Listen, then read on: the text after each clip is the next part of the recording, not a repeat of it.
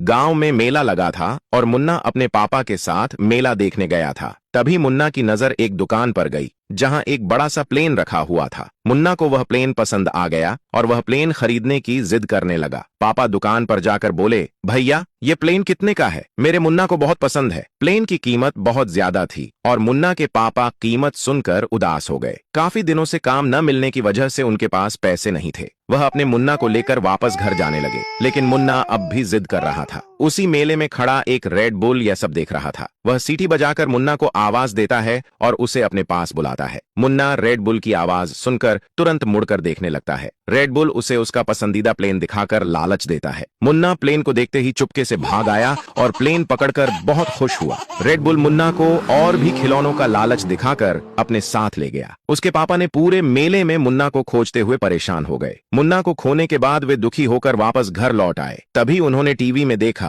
कि कुछ लोग मेले में बच्चों के खोने की वजह से रो रहे हैं। मुन्ना के पापा सब समझ गए और बोले, ये कोई भूल नहीं बल्कि एक साजिश है। मुन्ना चोर को पकड़ने के लिए एक बच्चा फिर से अपने साथ लेकर जाता है। तभी उसने देखा कि एक रेड बुल उसका पीछा कर रहा है। वह तुरंत समझ गया कि छोड़ने वाला नहीं है और तुरंत उसे पकड़ लिया। मुन्ना के पापा रेड बुल को बहुत पीटते हैं और उठाकर पटक देते हैं। फिर बोले, अब बताओ मेरा मुन्ना और बाकी सारे बच्चे कहाँ छुपाए हुए हैं? रेड बुल बोला, भैया मैंने सभी को एक लॉकर में बंद कर दिया है और उसका लॉक खोलने के लिए 1 लाख लाइक और एक सब्सक्राइब करके कमेंट में मुन्ना लिखना होगा। उसके पापा बड़े दुख के साथ लाइक और सब्सक्राइब करने को कहते हैं।